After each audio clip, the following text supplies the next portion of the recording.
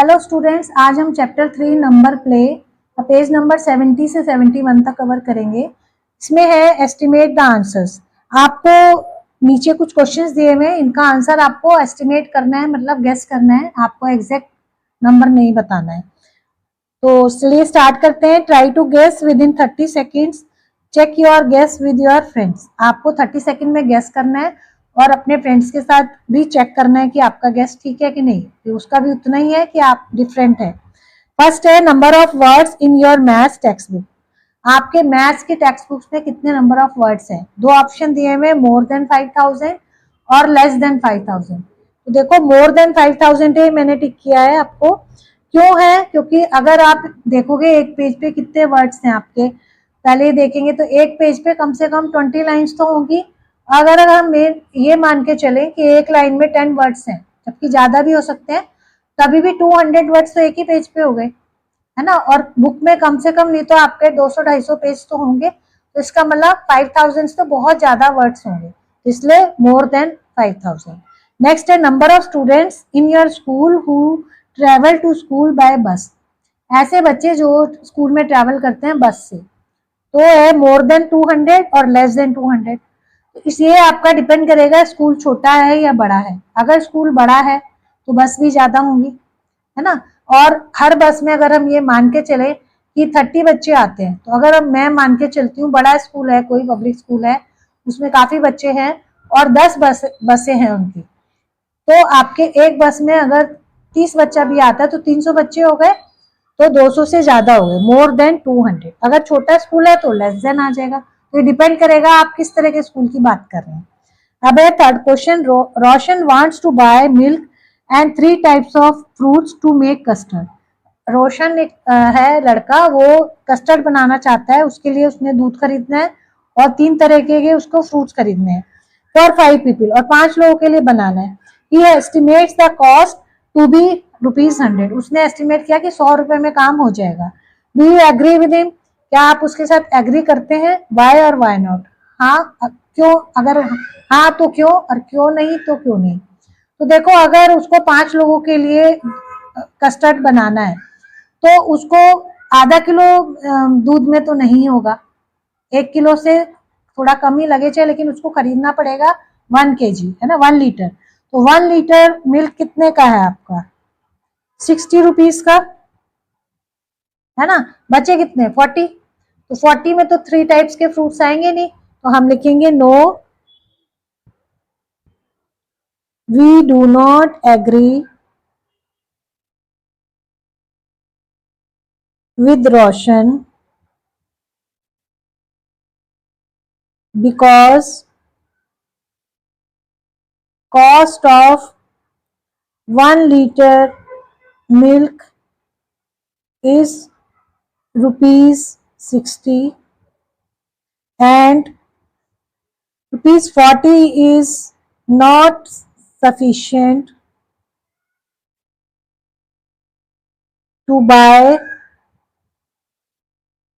3 types of fruits। अगर वो एक ही तरह के फ्रूट खरीदे सपोज करो, तब तो फिर भी पॉसिबल है कि बनाना खरीद ले या कोई और खरीद, लेकिन उसको 3 डिफरेंट टाइप्स के खरीदने हैं, तो इट इज नॉट पॉसिबल। तो ये आपका थर्ड क्वेश्चन का आंसर था। अब हम करेंगे क्वेश्चन नंबर 4। क्वेश्चन नंबर 4 है estimate the distance between Gandhinagar and Gujarat to Kohima in Nagaland. कह रहा है कि कोहिमा गुजरात में जो है गांधीनगर और कोहिमा जो नागालैंड में, उसके बीच का डिस्टेंस आपको एस्टिमेट करना है। तो अगर हम इंडिया का ये मैप देखें, ये देखो इंडिया का मैप देखो, तो ये तो ईस्टर्न मोस्ट कंट्री है। देखो यहाँ ईस्टर्न मोस्ट स्टेट है, सॉरी कंट्री नहीं है। यहाँ पे है ये नागालैंड और ये आपका है गुजरात और यहाँ कहीं है गांधीनगर। तो ये ईस्ट में एकदम और ये वेस्ट में है, एकदम एक्सट्रीम में है, इधर देखो एकदम लास्ट में, है ना। तो काफी डिस्टेंस है इसके बीच का। तो हम एस्टिमेट, अगर आप मैप में स्ट्रेट डिस्टेंस देखोगे तो दैट इज 2000 समथिंग है इसका, 2140 है इसका मैप में। तो हम एस्टिमेट लिखेंगे the estimate distance is to be, हम 2600 ले लेते हैं क्योंकि देखो 2200 21 समथिंग कुछ है स्ट्रेट डिस्टेंस। स्ट्रेट डिस्टेंस मतलब कि यहाँ से मैप में अगर आप काउंट करोगे, निकालोगे, जो मैप होता है ना जिसमें दिया हुआ होता है कितना है, उसमें आप अगर कैलकुलेट करोगे तो जो स्ट्रेट यहाँ से यहाँ तक स्ट्रेट डिस्टेंस आप एक मेथड से करोगे तो वो 2100 समथिंग आता है। लेकिन अगर आपको जाना है तो आप घूम के भी तो जा सकते हो, वहां से हो सकता है आपको रोड बाय रोड जाओ, तो हम एस्टिमेट करेंगे 2600 किलोमीटर। ठीक है। नेक्स्ट है आपका 5th question. Sheetal is in grade 6। शीतल एक लड़की है, वो 6th क्लास में पढ़ती है। एंड सेज, उसने कहा, she has spend around 13,000 hours in school. उसने लगभग 13,000 आवर्स स्कूल में स्पेंड किया अभी तक, टिल डेट, आज तक की डेट में। Do you agree with her? क्या तुम उसके साथ एग्री करते हो? वाई और वाई नॉट? तो देखो, अगर हम शीतल की जैसे कह रही है, अगर हम मान के चलें कि एक दिन में 5 या 6 घंटे होते हैं ज्यादातर स्कूल में, अगर हम 6 घंटे ले लेते हैं तो 1 डे में अगर वो स्कूल में 6 घंटे बिताती है, 6 आवर्स, ठीक है, तो 1 ईयर में कितना बिताएगी, कितना स्पेंड करेगी?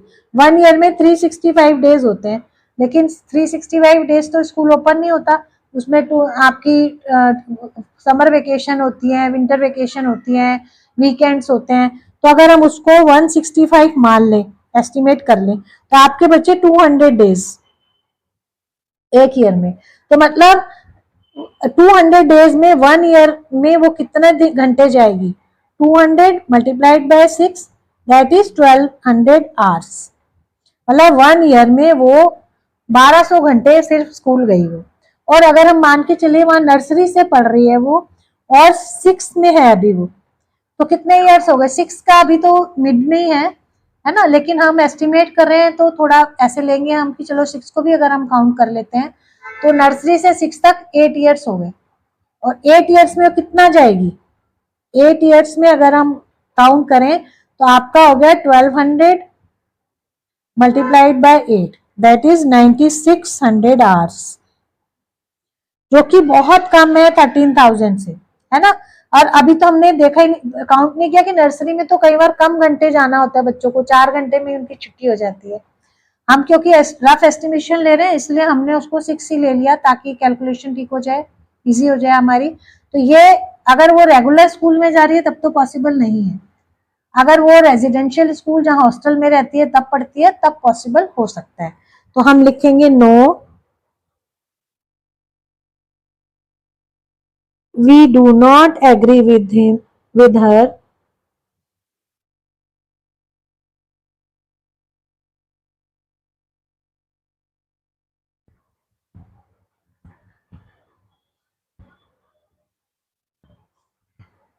if she is going in regular school. If, ये तो आपका पहले हो गया, if she is going in residential, she is in residential school, then it may be possible. जब अगर वो रेजिडेंशियल स्कूल में जा रही है तो पॉसिबल है, तब तो हो सकता है उससे भी ज्यादा टाइम वो स्कूल में स्पेंड करती हो, क्योंकि वो तो वहीं रहती भी वहीं है, हॉस्टल में ही रहती है। नेक्स्ट आपका है 6th question. Earlier people used to walk long distance as they had no other means of transport. पहले के लोग थे ज्यादातर वॉक करते थे क्योंकि उनके पास कोई और मीन्स ऑफ ट्रांसपोर्ट नहीं था। Suppose you walk at your normal pace. आप ये मान के चलो कि आप अपने नॉर्मल पेस, मतलब ना ज्यादा तेज चल रहे हो ना धीमे चल रहे हो, उससे जा रहे हो, तो approximately how long would it take you to go from, तो आपको कितना टाइम लगेगा your current location to one of your favourite place nearby. तुम करंट लोकेशन से अपने नियर बाय प्लेस पे, तो जैसे अगर मैं मान के चलूँ मेरी करंट लोकेशन घर है और मेरा नियर बाय प्लेस जहाँ मैं जाती हूँ, मेरे को पसंद है जाना, वो टेम्पल है हमारे घर के पास, क्योंकि तो 1 किलोमीटर दूर है। और वहां जाने में अगर मैं अपने नॉर्मल पेस से चलती हूँ, मतलब जैसे मैं जाती हूँ, तो मुझे 10 मिनट लगते हैं, है ना। तो ऐसे आपका हो सकता है आप जल्दी चले जाओ, डिपेंड करता है सामने वाला कितना कैसे चलता है। तो मैं अपने हिसाब से लिखूंगी, हम लिखेंगे अप्रोक्सीमेटली 10 मिनट्स। ठीक है, आप अपने लिख सकते हो, आपको जितना टाइम लगता है। हो सकता है आप थोड़ा दूर हो, कोई पार्क में जाते हो तो आपको ज्यादा टाइम लग सकता है ना।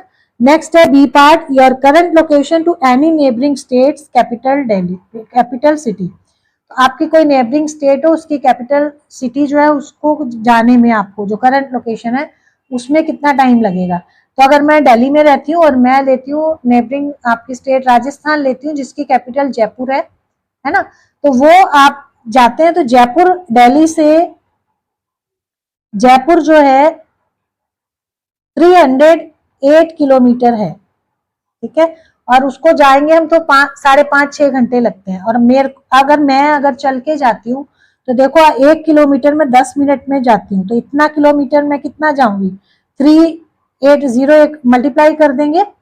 और अगर हम इसको आवर्स में कन्वर्ट करें तो 60 से डिवाइड करेंगे, 6 5 30।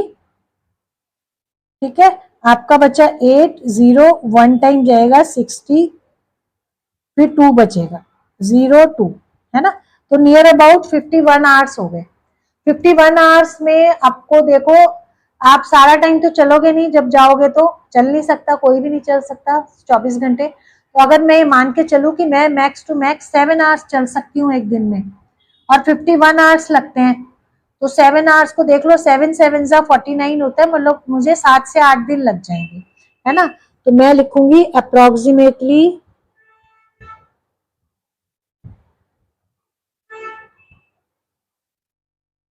7 to 8 days।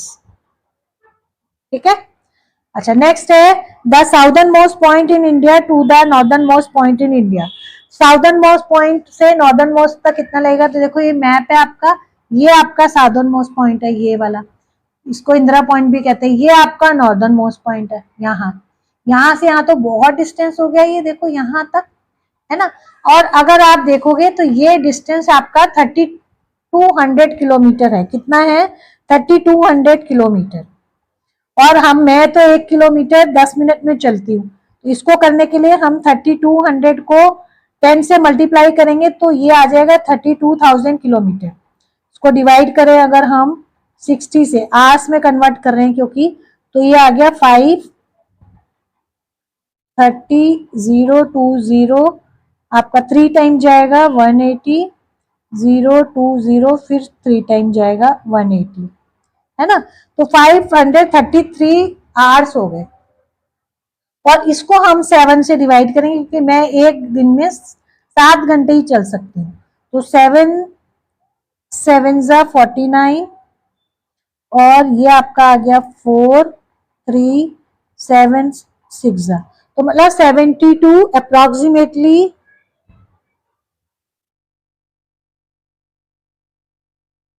70 to 80 डेज मुझे लग जाएंगे। ठीक है, हो सकता है आपको कम दिन लगे, सबका अपना अपना है, मैंने अपने हिसाब से कैलकुलेट करके आपको बताया है। अब हम करेंगे 7th क्वेश्चन, जो लास्ट क्वेश्चन है। Make some estimation questions and challenge your classmates. कुछ एस्टिमेशन क्वेश्चंस आप बनाइए और अपने क्लासमेट को चैलेंज कीजिए। तो चलिए हम बनाते हैं। पहला हम देते हैं, आप जिस पार्क में जाते हो क्या कभी आपने एस्टिमेट किया है कि वहां कितने ट्रीज हैं। तो estimate the number of trees in your